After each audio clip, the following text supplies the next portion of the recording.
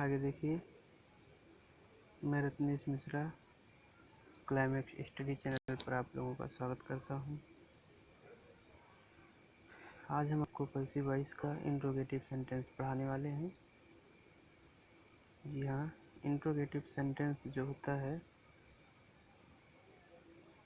ये दो प्रकार का होता है, फर्स्ट टाइप और सेकंड टाइप। फर्स्ट टाइप जो होता है ये हेल्पिंग वर्ब से प्रारंभ होता है और सेकंड टाइप जो होता है ये क्वेश्चन वर्ड से प्रारंभ होता है। ये पहचान करना है कि फर्स्ट टाइप जो होता है हेल्पिंग वर्ड से प्रारंभ होता है और सेकंड टाइप क्वेश्चन वर्ड से प्रारंभ होता है। आगे देखिए, तो फर्स्ट टाइप इंट्रोगेटिव में क्या करेंगे।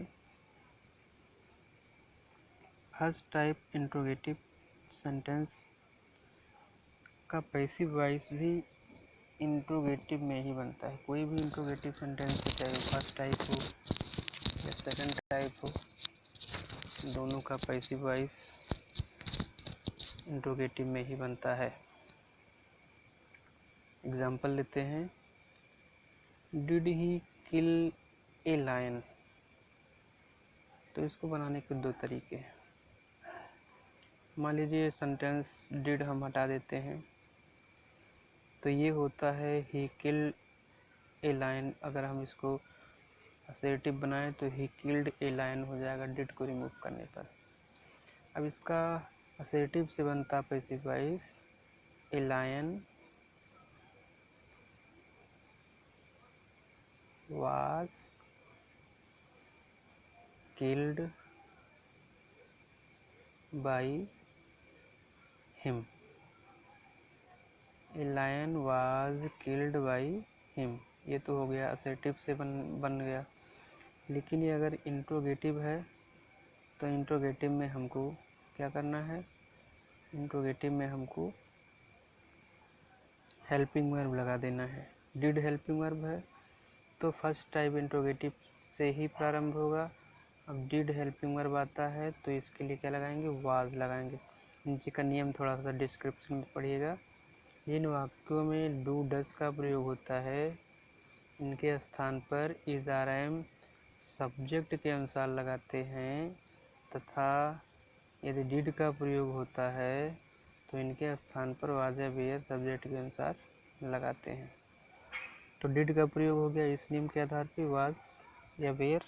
क्योंकि अब देखिए ए लायन आपका जो ऑब्जेक्ट था एक्टिव में सब्जेक्ट बना तो वाज का प्रयोग होगा, सिंगुलर सब्जेक्ट है। वर्ब का थर्ड फॉर्म किल का हम किल लगाएंगे और ही का सब्जेक्ट ही था, ही का ऑब्जेक्ट हो गया हिम और ऑब्जेक्ट से पहले बाई का प्रयोग और इंट्रोगेटिव सेंटेंस फॉलो कर रहा है तो क्वेश्चन मार्क लगाना मत भूलिएगा। आगे देखिए,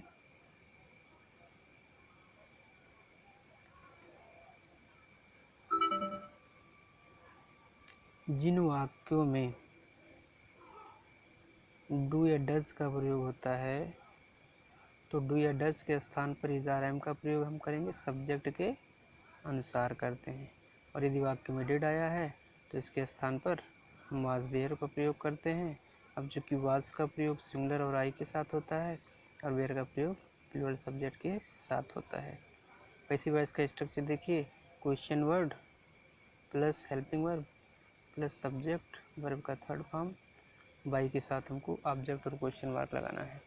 और अगर फर्स्ट टाइप इंट्रोगेटिव है तो क्वेश्चन वर्ड एक से रिमूव कर लेते हैं, बाकी का जो स्ट्रक्चर होगा वो हमारा फर्स्ट टाइप इंट्रोगेटिव। केवल क्वेश्चन वर्ड हटाने से हमारा सेंटेंस फर्स्ट टाइप इंट्रोगेटिव हो जाता है। आगे देखिए, एग्जाम्पल लेते हैं, When does he help me? When does he help me? मी हमारा यहाँ पे ऑब्जेक्ट है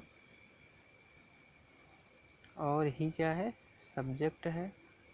तो व्हेन का प्रयोग हम इंट्रोगेटिव के लिए व्हेन का प्रयोग करेंगे। मी आपका ऑब्जेक्ट था, इसको सब्जेक्ट बनाएंगे तो आई हो जाएगा। आई के साथ क्या लगाते हैं, एम लगाते हैं। वर्ब का थर्ड फॉर्म हेल्प्ड हो गया, और ही का बाई हिम हो जाएगा। ऑब्जेक्ट से पहले बाई लगेगा, क्वेश्चन वर्ड लग जाएगा।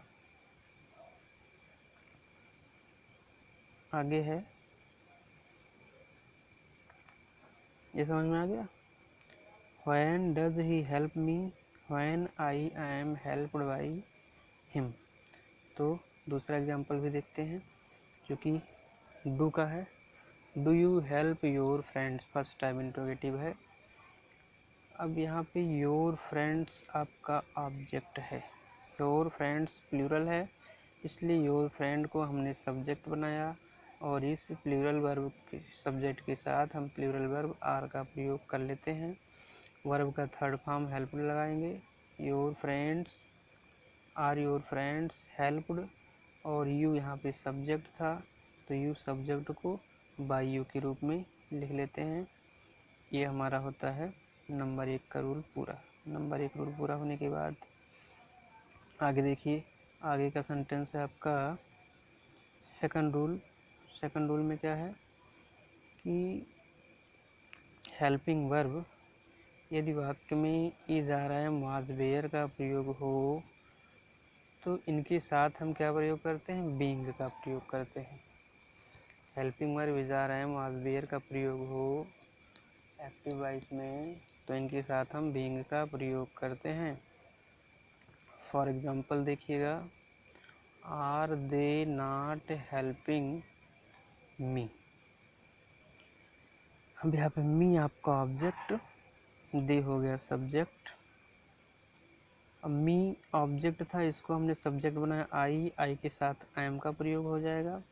नेगेटिव सेंटेंस से नॉट फॉलो करेगा, और चूँकि ऊपर के नियम में देखिए लिखा हुआ है is are am was were के साथ बीइंग, तो इसके नॉट के ठीक तुरंत बाद हम बीइंग लगाएंगे। अगर नॉट नहीं है तो बीइंग लग जाएगा सब्जेक्ट के बाद।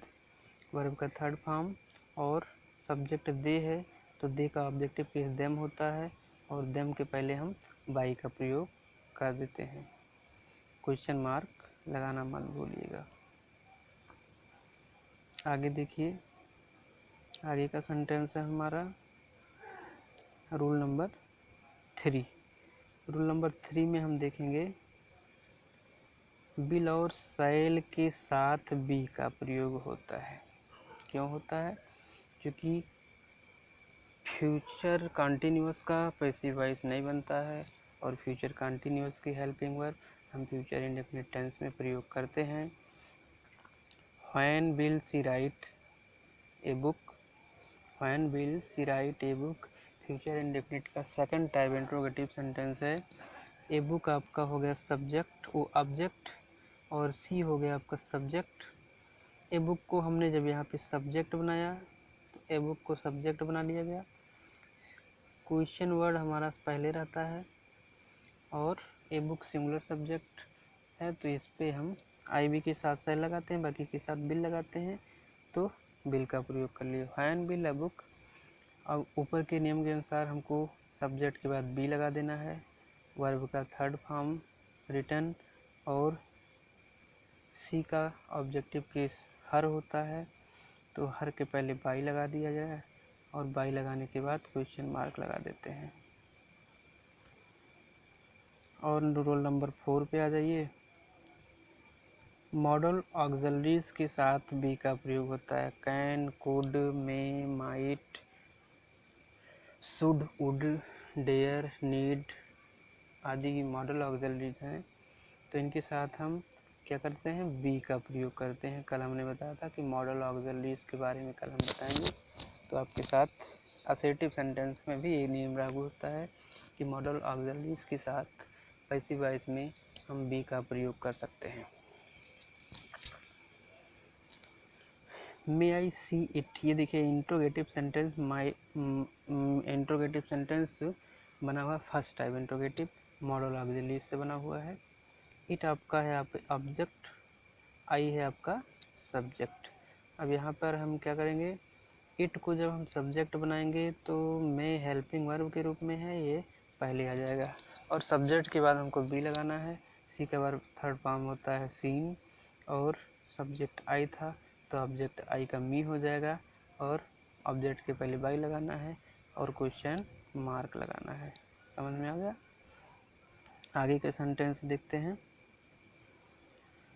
रूल नंबर 5, हु से प्रारंभ होने वाले वाक्यों का पैसिव वॉइस बाई होम होता है। बाई होम से प्रारंभ होता है, तो इतना ध्यान में रखना है कि जो सेंटेंस हु से प्रारंभ होते हों पैसिव वॉइस बनाते समय बाई होम का प्रयोग हम पहले करते हैं। Who has written this book sentence है, तो आपका ऑब्जेक्ट हो गया दिस बुक, और हु जो होता है ये सब्जेक्ट और क्वेश्चन वर्ड दोनों का काम करता है, तो इसलिए बाई होम हमने जब लगाया तो क्वेश्चन वर्ड का भी काम कर गया और सब्जेक्ट का भी काम कर गया। कौन करता है? तो उत्तर होगा हमें कौन।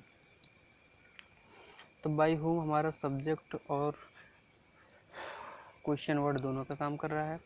अब हु को हम सिंगुलर मानते हैं, इसलिए हैज़ का प्रयोग कर लिया गया, और हैज़ के बाद ये देखिए दिस बुक जो होता है अब ये ऑब्जेक्ट के रूप में ही प्रयोग हुआ है। तो इसको जब हम ऑब्जेक्ट को जब हमने यहाँ सब्जेक्ट बनाया तो हु का प्रयोग पीछे आता है ऑब्जेक्ट के रूप में, और ऑब्जेक्ट के पहले बाई लगता है, तो इसको थोड़ा अपवाद के रूप में एक्सेप्शंस के रूप में होता है। हु को बाई होम से प्रारंभ करें और बाई होम